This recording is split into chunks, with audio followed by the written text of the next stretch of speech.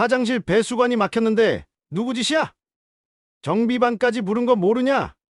정유진, 너 어제 화장실 마지막으로 썼지? 아닙니다. 9시 이후로는. 거짓말하지 마. 내가 다 봤어. 쾅! 정유진의 뒷머리가 벽에 강하게 부딪히며 피가 흐르고 송기훈 병장은 멈추지 않고 주먹을 날렸습니다. 감히 거짓말을 해? 정유진은 코에서 쏟아지는 피를 손으로 막으며 바닥에 쓰러졌습니다. 잠시 후 핸드폰이 울렸습니다. 소장님, 아드님이 뇌내출혈과 코뼈 골절로 병원에 실려갔습니다. 정화자는 조용히 말했습니다.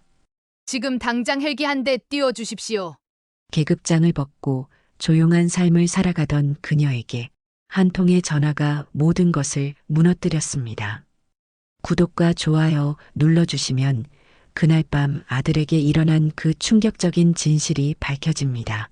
강원도 홍천의 10월 새벽, 정화자는 어김없이 5시에 눈을 떴습니다. 30년간 군 복무를 하며 몸에 밴 습관이었죠. 58세의 그녀는 육군 소장으로 예편한 지 3년이 지났지만 여전히 새벽 점호 시간에 맞춰 잠에서 깨어났습니다. 마당에 핀 국화꽃들 사이로 찬 바람이 불어왔습니다. 정화자는 군복 대신 평상복을 입고 마루에 앉아 배달된 신문을 펼쳤죠. 그때 핸드폰이 울렸습니다. 엄마, 안녕하세요. 정유진의 목소리였습니다. 22살의 아들은 한 달 전 자원 입대해서 첫 부대 배치를 받았죠. 유진아, 벌써 일어났니? 일찍 일어났구나. 6시 30분이에요. 아침 점호 전이에요. 정유진의 목소리에는 묘한 긴장감이 섞여 있었습니다. 정화자는 30년간 부하들의 목소리 톤만 들어도 그들의 심리 상태를 파악할 수 있었죠. 부대 생활은 어때? 힘들지 않니? 괜찮아요. 그런데 엄마는 정말 군무원만 하셨던 거죠? 갑작스러운 질문에 정화자는 잠시 말을 멈췄습니다. 왜 갑자기 그런 걸 물어보니? 아, 그냥요. 선임이 엄마가 뭐 하시는 분인지 물어봐서요. 은행 다니신다고 했는데. 괜찮죠? 정화자는 아들에게 자신이 전투정보부대 출신이라는 사실을 숨기고 있었습니다. 투스타라고 불리는 전설적인 감찰관이었다는 사실을 아들이 알면 부대에서 특별 대우를 받거나 반대로 더 큰 견제를 받을 수 있다고 생각했기 때문이죠. 그래, 엄마는 그냥 평범하게 일했다. 너무 걱정하지 말고 잘 지내라. 네, 알겠습니다. 그럼 나중에 또 연락드릴게요. 통화가 끝난 후 정화자는 신문을 다시 펼쳤습니다. 그때 사회면 한 구석의 작은 기사가 눈에 들어왔죠. 육군 모 부대 신병 가혹행위, 뇌내출혈로 병원 이송. 기사를 읽는 순간 정화자의 손이 떨렸습니다. 기사에 적힌 부대명이 바로 정유진이 복무하고 있는 곳이었거든요. 21보병사단 3대대. 정화자는 기사를 다시 천천히 읽었습니다. 신병이 선임병의 폭행으로 뇌내출혈과 안면, 골절상을 입고 응급실로 이송되었다는 내용이었죠. 피해자의 이름은 공개되지 않았지만 정화자의 가슴은 이미 불안감으로 가득 찼습니다. 그녀는 30년간 군 감찰 업무를 담당하면서 수많은 가혹행위 사건들을 처리했습니다. 특히 전투정보부대에서 투스타라는 별명으로 불리며 부패한 지휘관들과 가해자들을 가차없이 처벌했죠. 그래서 이런 기사가 나왔을 때 부대 내부의 심각성을 누구보다 잘 알고 있었습니다. 핸드폰이 다시 울렸습니다. 화면에는 육군본부라는 발신자 표시가 떠 있었죠. 정화자입니다. 소장님, 21사단 감찰실 김소령입니다. 급히 연락드린 이유가 있습니다. 정화자의 등에 식은땀이 흘렀습니다. 무슨 일인가요? 소장님, 아드님 정유진 하사님 건입니다. 어젯밤 부대에서 사고가 있었습니다. 정화자는 신문을 꽉 쥐었습니다. 국화꽃 향기가 갑자기 비릿한 냄새로 바뀐 것 같았죠. 아들이 다쳤습니까? 네, 현재 국군수도병원 응급실에 있습니다. 뇌내출혈과 코뼈 골절로 진단받았습니다. 정화자의 손에서 신문이 떨어졌습니다. 가해자는 누구입니까? 송기훈 병장입니다. 하지만 소장님, 이 사건이 단순한 가혹행위가 아닐 수 있습니다. 무슨 뜻입니까? CCTV 파일이 삭제되어 있고 당직 일지도 조작된 흔적이 있습니다. 그리고 김소령은 잠시 망설이더니 말을 이었습니다. 정유진 하사님이 디지털 시계에 자동 녹음 기능을 켜두었는데 거기에 가해자의 음성이 녹음되어 있습니다. 엄마가 누군 줄 알고 까불어. 제 엄마 은행단인데 그냥 조용히 굴려라는 내용입니다. 정화자는 주먹을 쥐었습니다. 30년간 감춰온 정체성이 아들을 지키지 못했다는 자책감과 함께 가해자들에 대한 분노가 치솟았죠. 지금 당장 헬기 한 대 띄울 수 있습니까? 소장님? 김소령, 나는 아직 군인입니다. 예편했지만 예비역 소장이죠. 그리고 정화자는 잠시 침묵했다가 차가운 목소리로 말했습니다. 내가 누군지 잊었나 봅니다. 투스타 정화자가 돌아왔다고 전해주세요. 마당의 국화꽃들이 바람에 흔들렸지만 정화자의 눈빛은 얼음처럼 차가웠습니다. 그녀는 벌떡 일어나 안방으로 향했죠. 옷장 깊숙한 곳에 보관해둔 전투복을 꺼낼 시간이었습니다. 사건이 일어난 전날 밤 21보 병사단 3대대 생활관은 긴장감으로 가득했습니다. 화장실 배수관이 막혀 물이 넘치면서 복도까지 더러워졌거든요. 당직사관이 전체 집합을 명령했고 밤 10시가 넘은 시간에 모든 병사들이 복도에 도열해 있었습니다. 화장실 배수관 막혔는데 누가 짓이야? 솔직히 말해. 정비반까지 부른 거 모르냐? 소대장 박중희의 목소리가 복도에 울렸습니다. 하지만 아무도 대답하지 않았죠. 이런 상황에서는 누구든 범인으로 지목될 수 있다는 걸 모든 병사들이 알고 있었거든요. 정유진은 맨 끝자리에서 서 있었습니다. 입대한 지 한 달밖에 안 된 막내였죠. 그의 옆에는 송기훈 병장이 서 있었습니다. 키 180cm가 넘는 건장한 체격의 송기훈은 부대 내에서도 악명이 높았어요. 야, 정유진. 송기훈이 작은 목소리로 정유진을 불렀습니다. 네, 병장님. 내가 어젯밤에 화장실 마지막으로 썼지? 아닙니다. 저는 9시쯤 썼는데. 거짓말하지 마. 내가 다 봤어. 송기훈의 목소리에는 위협적인 톤이 섞여 있었습니다. 정유진은 당황했지만 사실대로 말했죠. 정말 아닙니다. 9시 이후로는 사용하지 않았습니다. 그때 소대장 박중희가 다가왔습니다. 무슨 일이야? 소대장님, 정유진이 어젯밤에 화장실을 마지막으로 사용했는데 거짓말을 하고 있습니다. 송기훈의 거짓말에 정유진은 얼굴이 창백해졌습니다. 정유진, 솔직히 말해봐. 소대장님, 저는 정말 시끄러워. 송기훈이 갑자기 소리를 지르면서 정유진의 멱살을 잡았습니다. 그리고는 있는 힘껏 벽으로 밀어붙였죠. 으악! 정유진의 뒷머리가 콘크리트 벽에 강하게 부딪혔습니다. 순간 눈앞이 하얗게 변하면서 피가 흘러내렸어요. 정유진은 비틀거리며 벽에 기대섰지만 송기훈은 멈추지 않았습니다. 거짓말하는 새끼가. 송기훈은 정유진의 얼굴을 향해 주먹을 날렸습니다. 정유진의 코뼈가 부러지는 소리가 복도에 울렸죠. 정유진은 코에서 쏟아지는 피를 손으로 막으며 바닥에 쓰러졌습니다. 다른 병사들은 모두 고개를 숙이고 있었어요. 아무도 말리지 않았죠. 병장님, 그만하시죠. 한 병사가 작은 목소리로 말했지만 송기호는 듣지 않았습니다. 이 새끼가 감히 거짓말을 해? 송기호는 쓰러진 정유진을 발로 찼습니다. 정유진은 배를 움켜쥐고 신음을 내뱉었죠. 그때 소대장 박중희가 조용히 말했습니다. 됐어, 그만해. 하지만 박중희의 목소리에는 제지하려는 의지가 느껴지지 않았습니다. 오히려 형식적인 말일 뿐이었죠. 송기우는 마지막으로 정유진을 내려다보며 말했습니다. 다음부터는 솔직하게 말해. 알았지? 정유진은 고개를 끄덕일 수밖에 없었습니다. 피가 섞인 침을 뱉으며 간신히 대답했죠. 네, 죄송합니다. 집합이 끝난 후 다른 병사들은 모두 자리를 떴습니다. 정유진은 혼자 화장실로 기어가서 거울을 봤어요.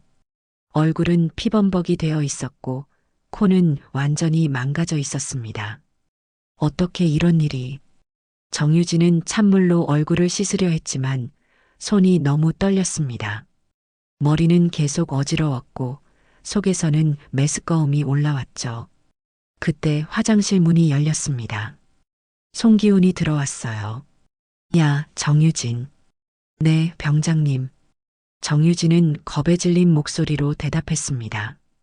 내 엄마가 뭐 하는 사람이야? 은행에 다닙니다. 은행? 그냥 평범한 직장인이네. 그럼 별거 아니겠구나. 송기훈은 비웃듯 말했습니다. 엄마가 누군 줄 알고 까불어. 제 엄마 은행 다닌데 그냥 조용히 굴려. 송기훈은 이렇게 중얼거리며 화장실을 나갔습니다. 하지만 정유진이 모르는 사실이 하나 있었어요. 그의 디지털 시계에는 자동 녹음 기능이 켜져 있었다는 것이었죠. 정유진은 화장실 구석에 웅크리고 앉아 눈물을 참았습니다. 코에서 나오는 피를 휴지로 막으면서 속으로 생각했어요. 여기가 사람을 만드는 곳이라고 했는데 나는 왜 이렇게 망가지고 있을까? 밤이 깊어졌지만 정유진은 잠들 수 없었습니다. 머리가 너무 아팠고 계속 토할 것 같았거든요. 하지만 아무에게도 말할 수 없었습니다. 엄마에게 알리면 걱정만 끼칠 것 같았고 부대에서는 더 큰 보복이 있을 것 같았죠. 새벽 5시 기상나팔이 울렸습니다. 정유진은 비틀거리며 일어나 세면장으로 향했어요. 거울 속 자신의 모습은 처참했습니다. 하지만 그는 다른 병사들처럼 평범한 표정을 지으려고 노력했죠. 그날 오후 정유진은 갑자기 쓰러졌습니다. 의무대로 이송되었고 군의관은 즉시 종합병원 이송을 지시했어요. 뇌내출혈 소견이 보입니다. 지금 당장 큰 병원으로 가야 합니다. 국군수도병원에서 걸려온 전화였습니다. 정하자는 핸드폰을 받는 순간 온몸이 경직되었어요. 정유진 하사님의 보호자이신가요? 네, 어머니입니다. 응급실 담당의 이대위입니다. 정유진 하사님이 뇌내출혈과 코뼈 골절로 응급실에 이송되었습니다. 지금 당장 오셔야 할 것 같습니다. 정하자는 전화기를 쥔 손이 떨렸습니다. 30년간 군 복무를 하면서 수많은 위기 상황을 겪었지만 자신의 아들이 당사자가 되니 완전히 다른 감정이었죠. 의식은 있습니까? 의식은 회복했지만 상태가 심각합니다. CT 촬영 결과 뇌내 출혈량이 상당하고 코뼈는 완전히 부러진 상태입니다. 어떤 상황에서 다치신 건지 여쭤봐도 될까요? 정하자는 이를 악물었습니다. 이미 김소령으로부터 대략적인 상황을 들었지만 의료진의 입에서 직접 듣는 아들의 상태는 훨씬 충격적이었어요. 부대 내 사고라고 들었습니다. 지금 당장 갑니다. 전화를 끄는 정하자는 안방으로 향했습니다. 옷장 깊숙한 곳에서 오랫동안 보관해둔 상자를 꺼냈어요. 그 안에는 깔끔하게 정리된 전투복과 계급장들이 들어 있었습니다. 육군 소장 계급장을 손에 든 정하자는 잠시 망설였습니다. 3년 전 예편식에서 이 계급장을 마지막으로 떼어낸 후 다시는 달지 않겠다고 다짐했었거든요. 평범한 어머니로 살고 싶었죠. 하지만 지금은 달랐습니다. 자신의 아들이 부대에서 폭행을 당해 생사의 기로에 서 있는 상황이었어요. 정화자는 전투복을 입고 계급장을 달았습니다. 거울 속 자신의 모습을 보니 3년 전에 그날이 떠올랐어요. 전투정보부대에서 30년간 부정부패와 비리를 척결해온 투스타 정화자가 다시 돌아온 것이었습니다. 핸드폰을 들고 번호를 돌렸습니다. 한대령 나야. 정화자 소장님? 오랜만입니다. 무슨 일이시죠? 한대령은 정화자의 부하였던 헬기 조종사였습니다. 현재 수도 헬기단에서 근무하고 있었죠. 헬기 한 대 띄울 수 있어? 갑자기요? 무슨 일이신지. 한대령. 정화자의 목소리가 차갑게 변했습니다. 나 민간인 아니야. 아직 군인이야. 예비역 소장이지만 여전히 군인이라고. 한대령은 정화자의 목소리 톤을 듣고 상황의 심각성을 느꼈습니다. 어디로 가시겠습니까? 21보병사단 3대대. 1시간 안에 띄워. 알겠습니다. 바로 준비하겠습니다. 전화를 끊은 정화자는 거울을 다시 봤습니다. 30년간 쌓아온 권위와 위엄이 그녀의 어깨에 다시 올라앉았어요. 하지만 동시에 어머니로서의 분노도 함께 타오르고 있었습니다. 정화자는 자동차를 타고 헬기 착륙장으로 향했습니다. 가는 길에 김소령에게 전화를 걸었어요. 김소령, 나 지금 21사단으로 간다. 소장님 직접 오시는 겁니까? 그래. 그리고 김소령, 한 가지 확실히 해둘 게 있어. 정화자의 목소리에는 30년간 군 감찰 업무를 하며 쌓인 냉정함이 배어 있었습니다. 말씀하세요. 내가 누군지 다들 까먹은 것 같아. 투스타 정화자가 돌아왔다고 전해. 그리고 CCTV 삭제한 놈들, 일지 조작한 놈들, 모조리 찾아내. 알겠습니다. 그런데 소장님, 뭔가 더 있나? 가해자 송기훈 병장의 신상을 조회해 봤는데 특이한 점이 있습니다. 정화자는 차를 세우고 김소령의 말에 집중했습니다. 뭔데? 송기훈 병장의 아버지는 송만수 중사였습니다. 2018년 아프가니스탄 파병 중 전사했는데 김소령이 잠시 망설이더니 말을 이었습니다. 그때 작전 지휘관이 소장님이셨습니다. 정화자는 머리를 한 대 맞은 것 같았습니다. 송만수 중사, 그 이름을 기억하고 있었어요. 정보작전 중 매복에 걸려 전사한 부하였습니다. 그때 정화자는 작전 계획을 수정했지만 이미 늦은 후였죠. 송기훈이 그 아들이라고? 네, 맞습니다. 그리고 송기훈은 입대 전부터 소장님에 대해 좋지 않은 감정을 가지고 있었던 것 같습니다. 정화자는 주먹을 쥐었습니다. 과거의 일이 자신의 아들에게 돌아온 것이었어요. 그럼 이건 단순한 가혹행위가 아니라 복수였다는 말인가? 그럴 가능성이 높습니다. 송기훈이 정유진 하사님의 신상을 미리 조회한 기록도 있습니다. 정화자는 분노로 온몸이 떨렸습니다. 자신 때문에 아들이 표적이 되었다는 사실을 알게 된 순간이었죠. 헬기 착륙장에 도착한 정화자는 한대령을 만났습니다. 소장님, 준비 완료되었습니다. 고마워, 한대령. 바로 출발하자. 헬기에 탑승한 정화자는 창밖을 내다봤습니다. 아래로 펼쳐진 산과 들이 빠르게 지나갔어요. 30년 전 처음 군복을 입었을 때의 다짐이 떠올랐습니다. 정의를 지키고 부하들을 보호하겠다는 다짐이었죠.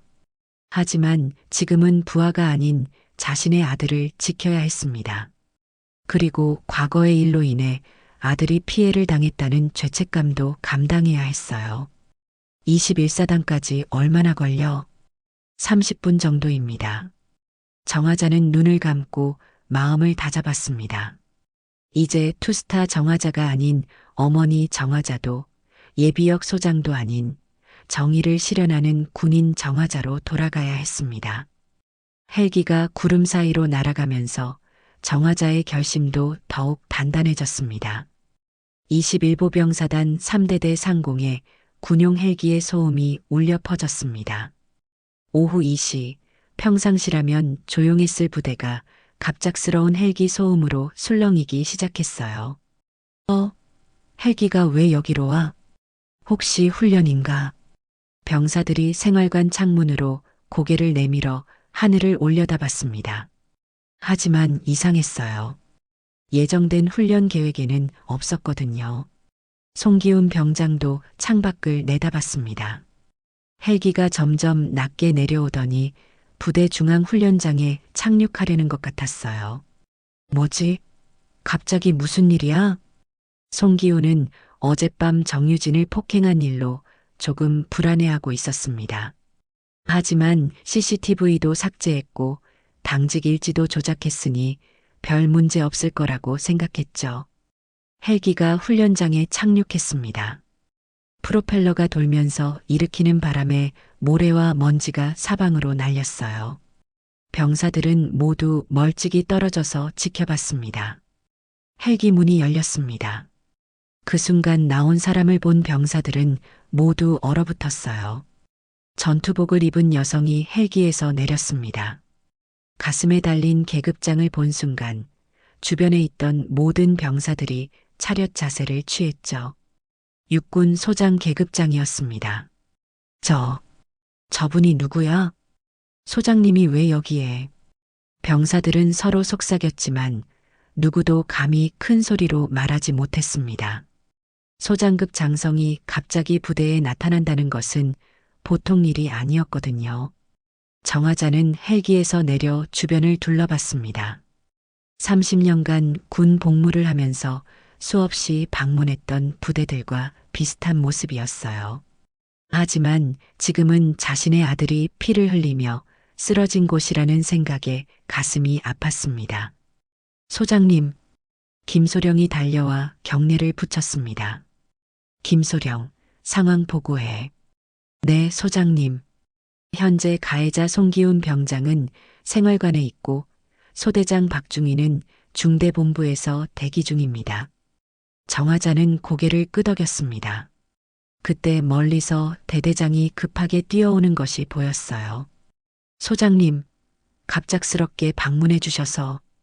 김대령이 숨을 헐떡이며 경례를 붙였습니다. 하지만 정화자의 표정은 차가웠어요.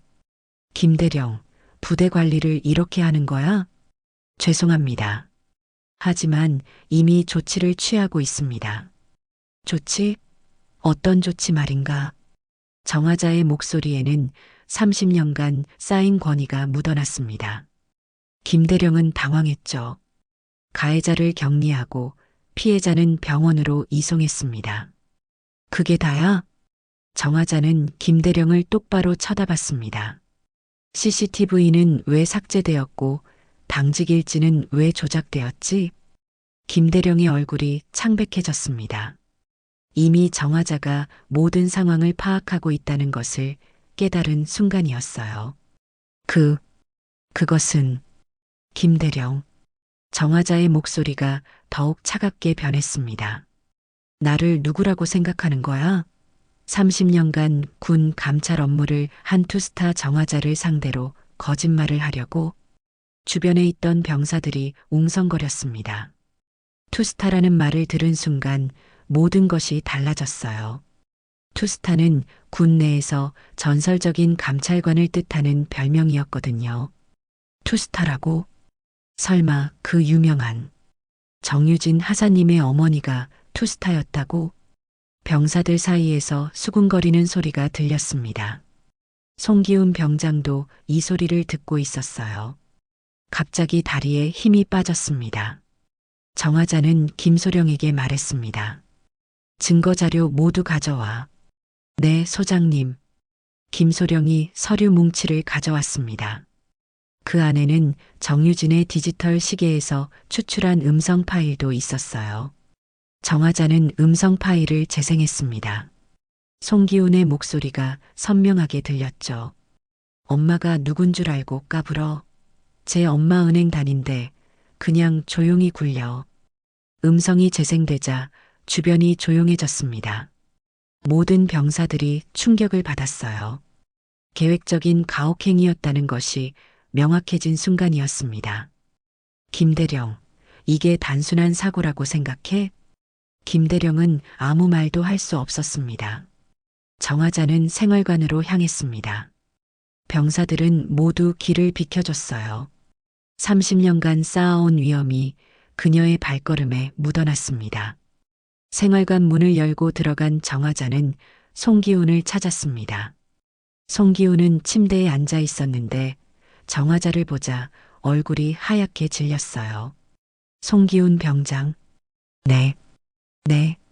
송기훈이 벌떡 일어나 차렷 자세를 취했습니다. 내 아버지가 송만수 중사지? 송기훈의 눈이 흔들렸습니다. 정화자가 자신의 정체를 알고 있다는 것을 깨달은 순간이었어요. 네, 맞습니다. 그래서 내 아들을 폭행한 거야? 정화자의 목소리는 조용했지만 그 안에는 엄청난 분노가 담겨 있었습니다. 소장님, 저는 송병장. 정화자가 한 걸음 더 가까이 다가갔습니다. 내 아버지는 훌륭한 군인이었어. 나라를 위해 목숨을 바친 영웅이었지. 하지만 너는 뭐야? 아버지의 명예에 먹칠을 하는 가해자가 되었구나.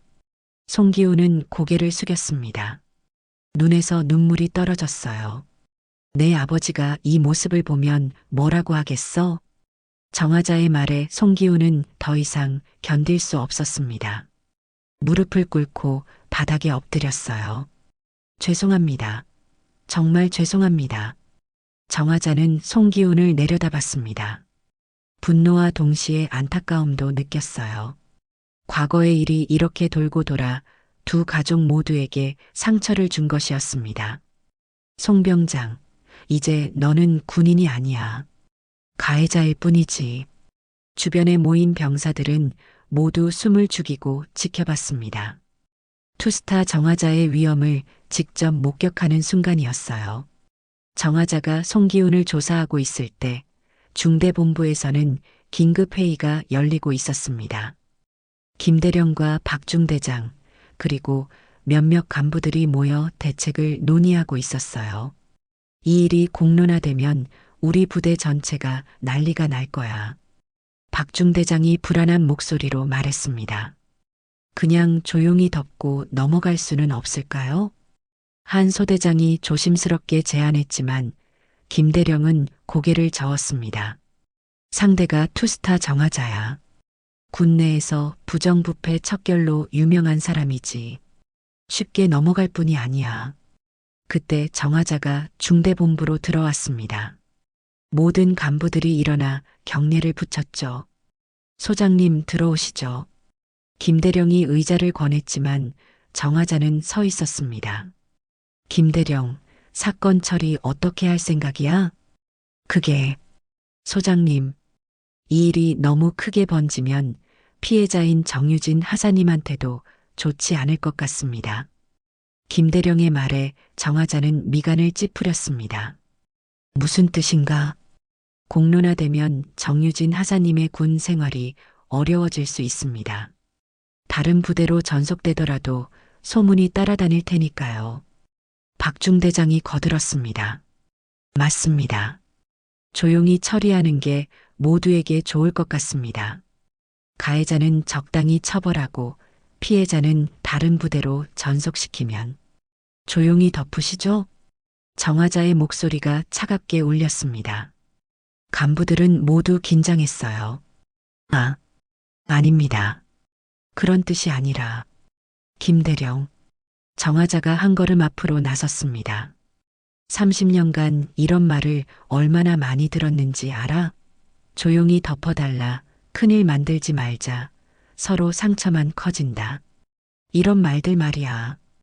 간부들은 아무 말도 할 수 없었습니다. 내 아들이 사람이길 바랐지. 꼭 군인이길 바란 적은 없어. 정하자의 말에 모든 간부들이 충격을 받았습니다. 군인 가족에서 나올 수 없는 말이었거든요.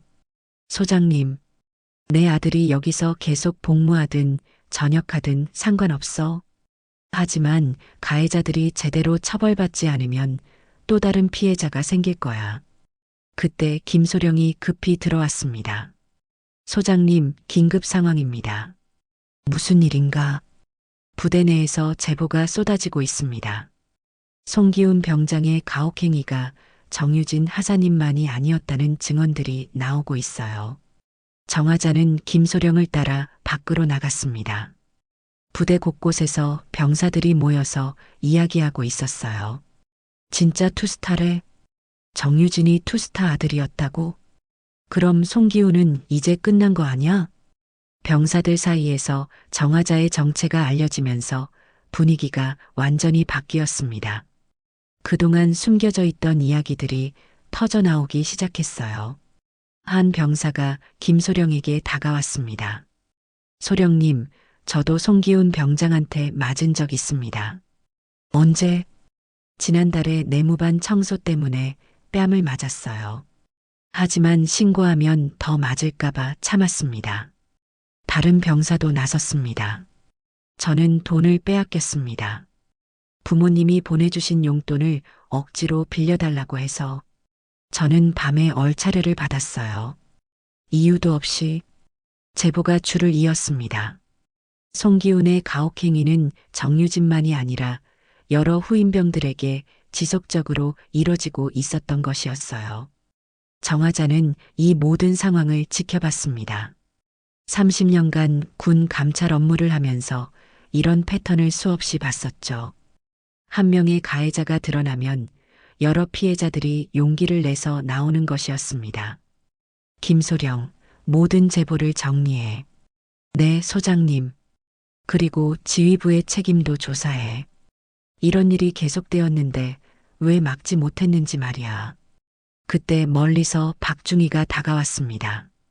소대장으로서 책임을 져야 하는 상황이었어요. 소장님, 죄송합니다. 박중희가 경례를 붙였습니다.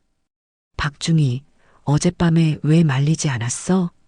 그게 송기훈 병장이 워낙 기세가 세서. 기세가 세다고?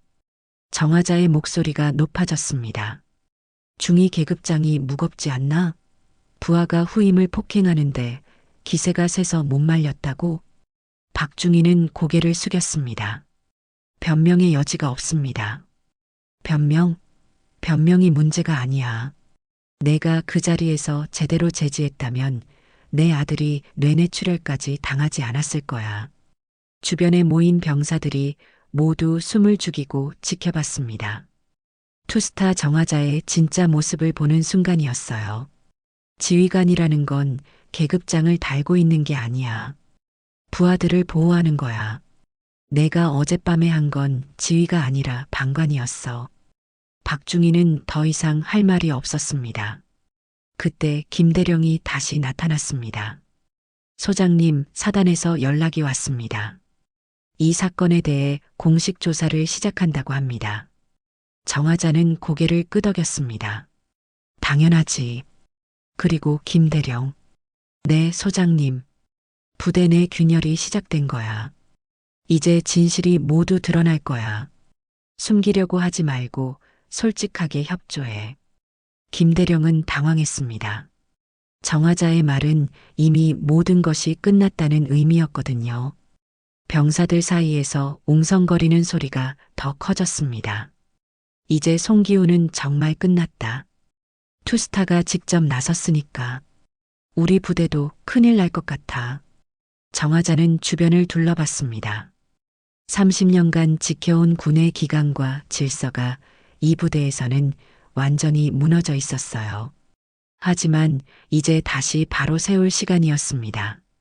김소령, 국군수도병원으로 가자. 내 아들을 봐야겠어. 네, 소장님. 정하자는 헬기로 향했습니다. 뒤에서 부대 전체가 술렁이는 소리가 들렸어요. 투스타 정하자의 등장으로 모든 것이 바뀌기 시작한 것이었습니다. 국군수도병원 병실은 조용했습니다. 정유진은 침대에 누워 있었는데 코에는 부목이 차 있고 머리에는 붕대가 감겨 있었어요. 링거를 맞고 있는 모습이 너무나 초라해 보였습니다. 정화자는 병실 문 앞에서 잠시 멈춰 섰습니다. 30년간 수많은 현장을 다녔지만 자신의 아들이 누워 있는 모습을 보는 것은 완전히 다른 충격이었어요. 유진아. 정화자가 조심스럽게 병실로 들어갔습니다. 정유진은 어머니의 목소리를 듣고 고개를 돌렸어요. 엄마, 왜 여기까지 오셨어요? 정유진의 목소리는 힘이 없었습니다. 코가 부러져서 말하기도 어려워 보였죠. 병원에서 연락받고 바로 왔지. 많이 아프니? 정화자는 아들의 손을 잡았습니다. 차가운 손이 떨리고 있었어요. 괜찮아요. 별로 안 아파요. 하지만 정유진의 눈에는 눈물이 고여 있었습니다. 정화자는 아들의 표정에서 신체적 고통보다 더 큰 상처를 읽을 수 있었어요. 유진아, 엄마한테 솔직하게 말해봐. 어떻게 된 일이야? 정유진은 잠시 망설였습니다.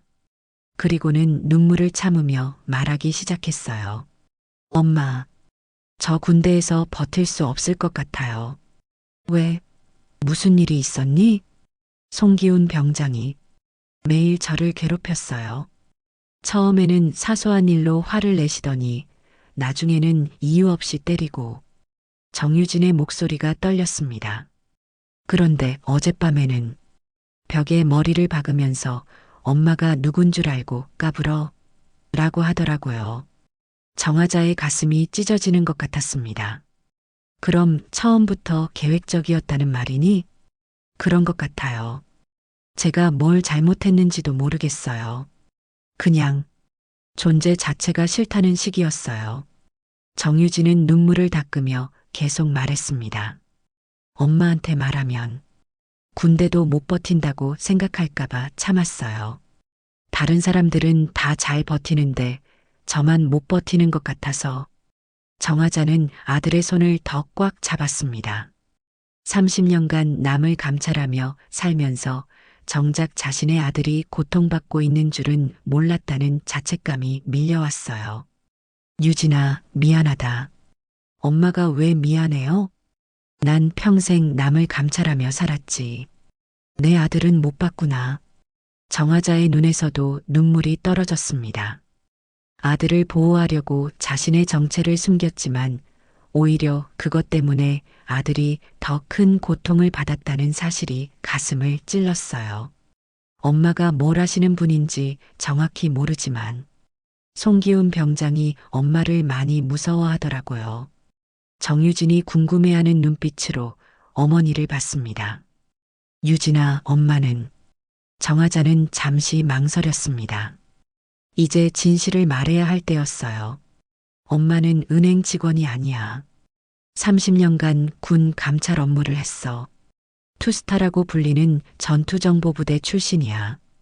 정유진의 눈이 커졌습니다. 투스타요? 그럼 엄마가. 그래, 엄마가 바로 부정부패 척결하는 감찰관이었어. 소장 계급으로 예편했지.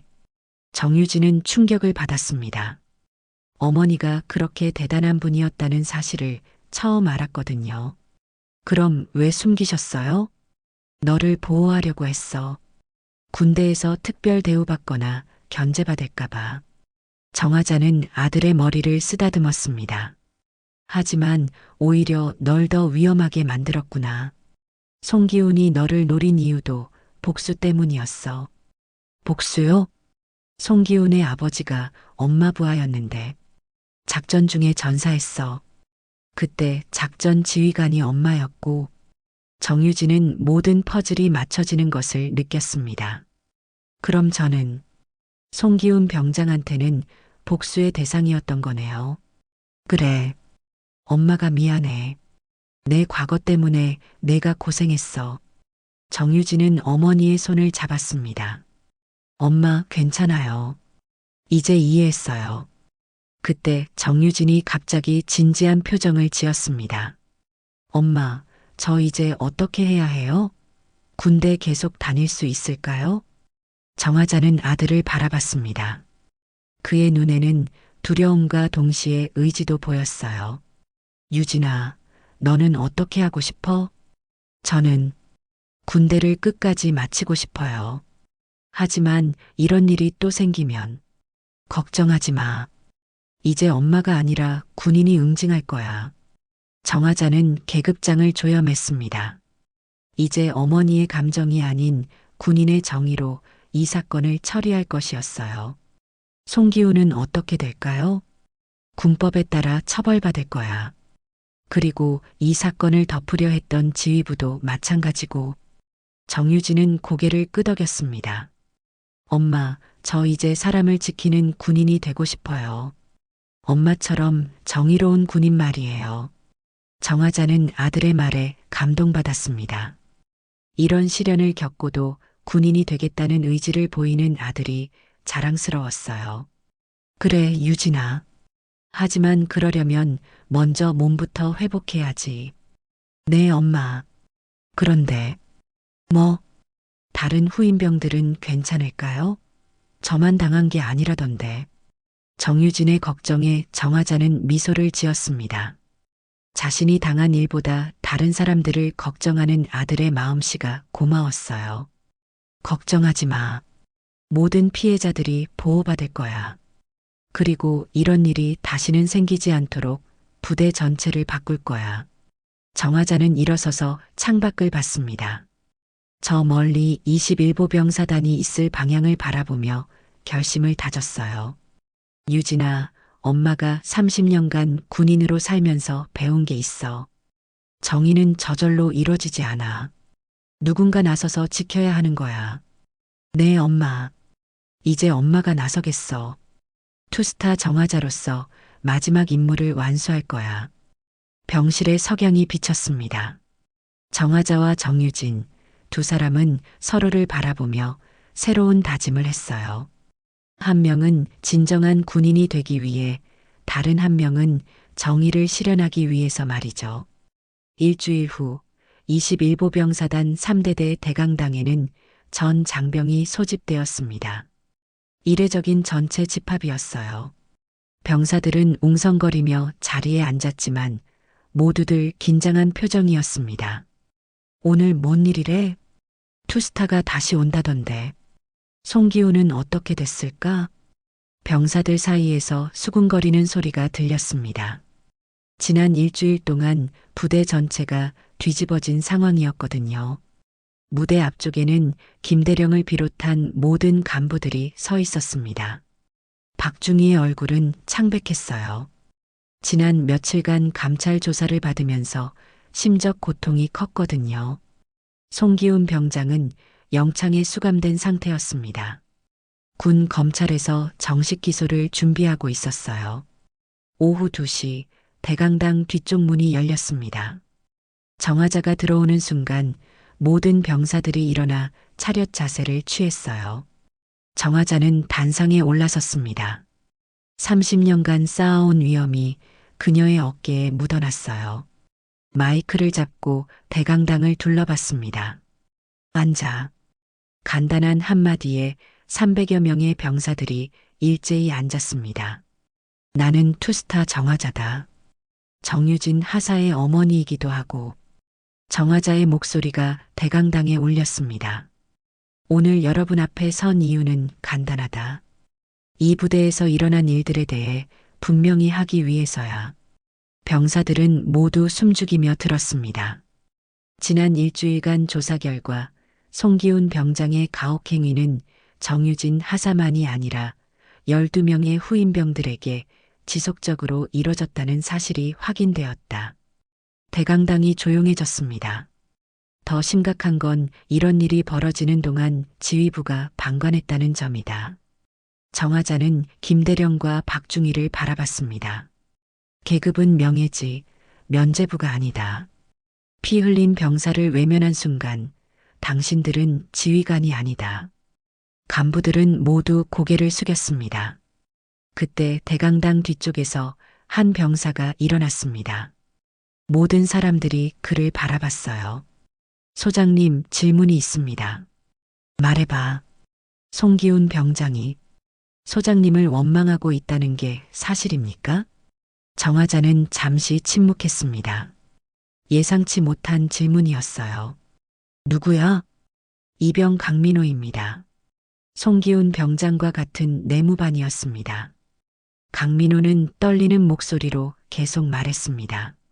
송기훈 병장이 평소에 소장님 이야기를 자주 했습니다. 아버지가 소장님 때문에 죽었다고.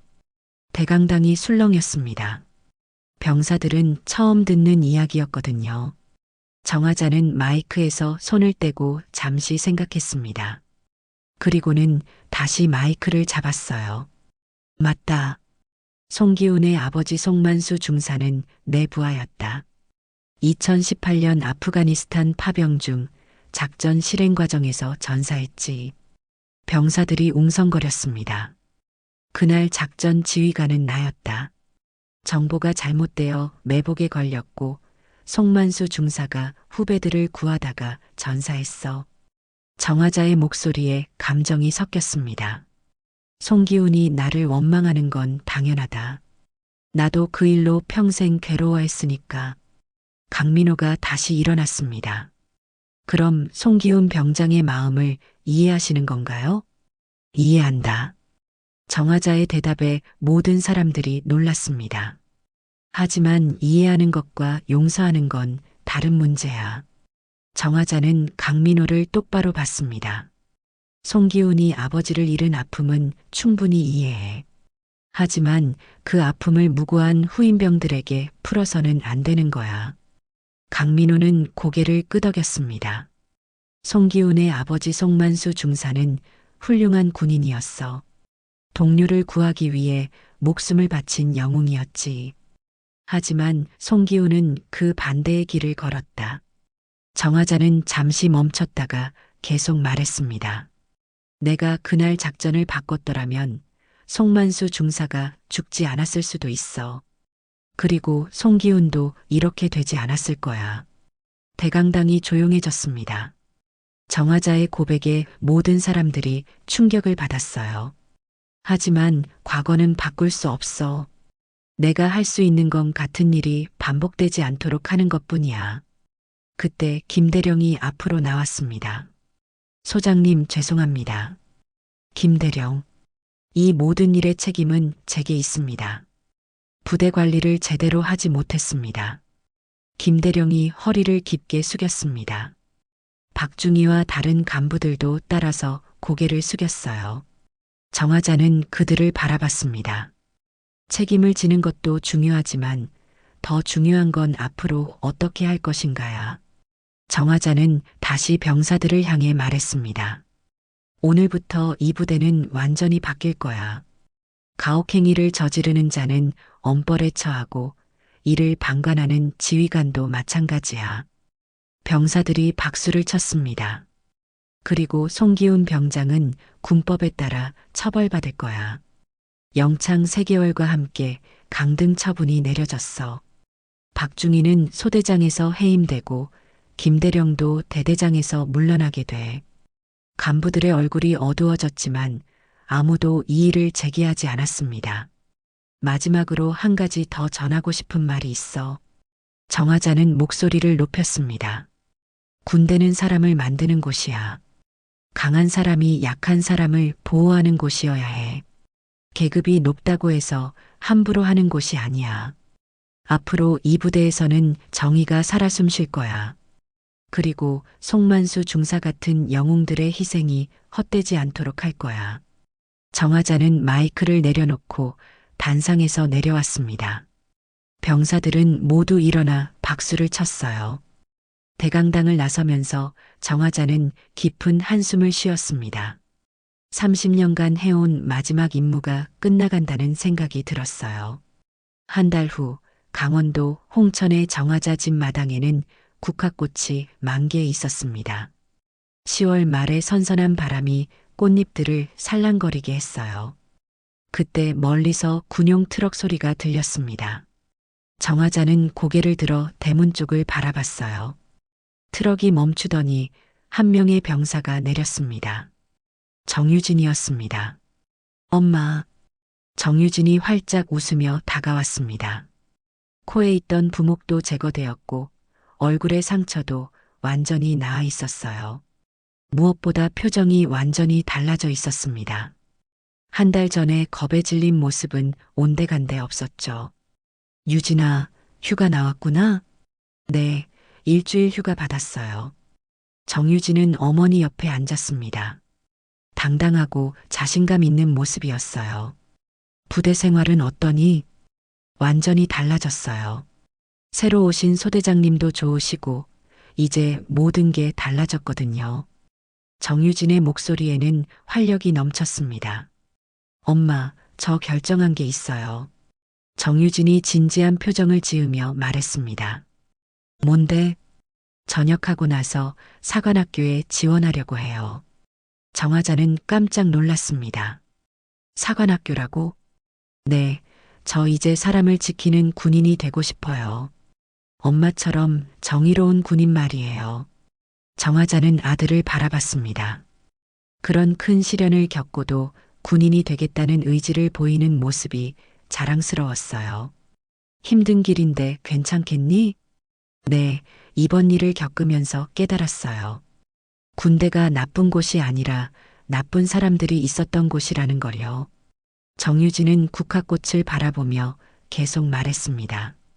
그리고 엄마가 30년간 해오신 일이 얼마나 중요한지도 알았어요. 누군가는 약한 사람들을 지켜줘야 하잖아요. 그때 정화자는 안방으로 들어가더니 무언가를 가져왔습니다. 손에는 육군 소장 계급장이 들려 있었어요. 유진아, 이거 받아. 엄마의 계급장이요? 그래. 엄마는 이제 이 계급장이 필요 없어. 내가 진짜 군인이 되는 날까지 간직하고 있어. 정유진은 계급장을 받아들었습니다. 생각보다 훨씬 무거웠어요. 엄마, 그런데 송기훈 병장은 어떻게 됐어요? 전역했어. 그리고 엄마가 마지막에 찾아갔었어. 찾아가셨다고요? 정화자는 국화꽃을 바라보며 말했습니다. 송기훈에게 미안하다고 했어. 내 아버지를 지키지 못해서 미안하다고. 정유진은 놀란 표정을 지었습니다. 송기훈이 뭐라고 했어요? 울더라. 그리고 자기도 미안하다고 했어. 내게 한 일이 잘못되었다는 걸 안다고. 정유진은 잠시 침묵했습니다. 저도 송기훈 병장이 불쌍해요. 아버지를 잃은 아픔이 얼마나 클지. 정화자는 아들의 말에 감동받았습니다. 자신을 괴롭힌 사람을 불쌍하게 여기는 마음씨가 놀라웠어요. 유진아, 내가 진짜 군인감이구나. 엄마가 가르쳐 주셨잖아요. 미워하는 것보다 이해하는 게 더 어른이라고. 해가 저물어가고 있었습니다. 국화꽃들이 노을빛에 물들어 더욱 아름다워 보였어요. 저 멀리서 군용 트럭이 다시 나타났습니다. 정유진을 데리러 온 것이었어요. 벌써 가야 해요. 내일까지 복귀해야거든요. 정화자는 계급장을 국화꽃 옆에 내려놓았습니다. 30년간 달고 다녔던 계급장이었지만 이제는 아들에게 물려줄 시간이었어요. 유진아, 네 엄마. 이제 내 계급이 아니라 내 정의로 살아. 정유진은 계급장을 주머니에 넣으며 고개를 끄덕였습니다. 네 엄마. 엄마처럼 사람을 지키는 군인이 될게요.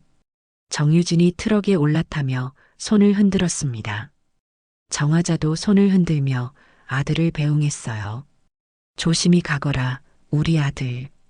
트럭이 출발하면서 배기가스 연기가 피어올랐습니다. 정유진의 모습이 점점 작아져 갔어요. 트럭이 완전히 멀어지자 정화자는 국화꽃 옆에 놓인 계급장을 바라봤습니다.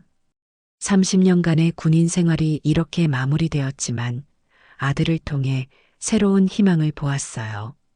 정화자는 마루에 앉아 석양을 바라봤습니다. 이제 정말로 모든 것이 끝났다는 생각이 들었지만 동시에 새로운 시작이기도 했습니다. 바람이 불어와 국화꽃들이 흔들렸습니다. 그리고 계급장 위로 노란 꽃잎 하나가 살며시 떨어졌어요. 정화자는 그 모습을 바라보며 미소를 지었습니다. 투스타 정화자의 마지막 임무가 끝났고 이제 새로운 정의의 수호자가 탄생할 차례였으니까요. 국화꽃 향기가 저녁 바람에 실려 마당 전체에 퍼졌습니다. 평화로운 일상이 다시 시작된 것이었어요. 정의는 거창한 곳에 있지 않습니다. 가족을 지키려는 마음에서 시작되죠. 정화자와 정유진이 보여준 것처럼 진정한 강함은 서로를 이해하는 마음입니다. 구독과 좋아요로 이런 아름다운 이야기를 더 많은 분들과 나눠주세요.